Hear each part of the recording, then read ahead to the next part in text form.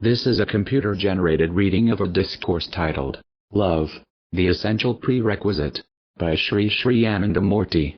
The discourse is discourse number 42 from the book, Anandamurti, Part 2, Love, the Essential Prerequisite.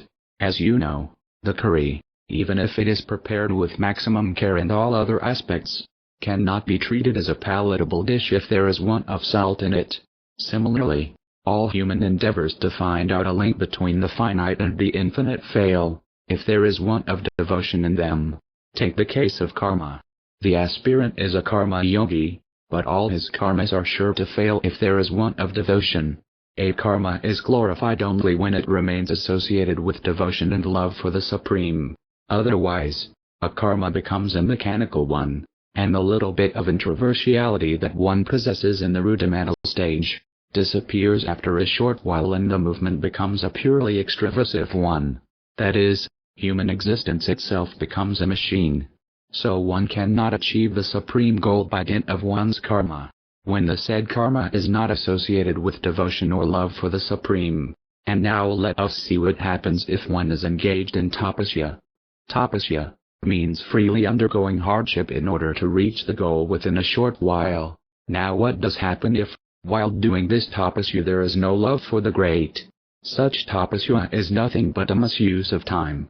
Tapasya without love is a misuse of time and will have an adverse effect on the physical body and also on the psychic body, and the result is definitely bad. What is yoga?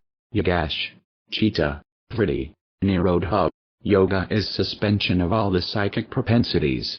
Now if, during the suspension, this period of suspension, there is love for God, then all the suspended propensities rest on the Supreme Entity.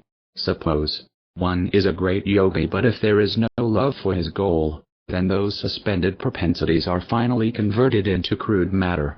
That is, the subtle human existence becomes like iron. It becomes like wood. It becomes like sand.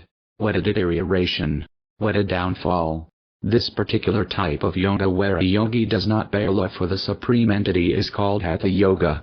In Sanskrit, it is dangerous for the human elevation. Hatha comes from ha, and ha represents Surya Nadi or Ida Nadi, and is the acoustic root of physical force. Tha represents Chandra Nadi or Pingala Nadi, and is the acoustic root of the mind. So Hatha implies forcible control of mind by physical force. In popular parlance, whenever something happens very abruptly or all of a sudden, we use the word hat, i.e., hathina crude karma. Obviously a practitioner of Hatha Yoga cannot attain liberation. Suppose a man has no devotion or love for the Supreme, but he is a jnani, an intellectual. Others recognize the fact that he is a really great jnani. He knows this and he knows that. But jnana without paramatma is like the skin of a banana. It is not the real banana. It is the skin of a banana. One will get no taste from it. His knowledge is not paravidya. His knowledge is apravidya. That is, his relative knowledge pertains to the crude materialism.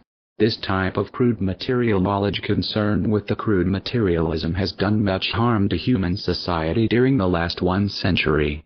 It has misguided the entire human society. It has converted human beings into animals, and animals also have been exploited by the propounders of these crude philosophies.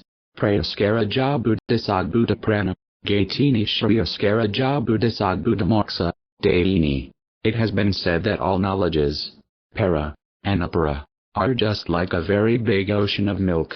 Now, after turning the ocean of milk, what do you get? You get butter and buttermilk.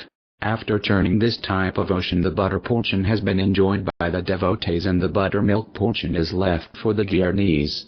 Intellectuals fight amongst themselves regarding the ownership of that buttermilk portion.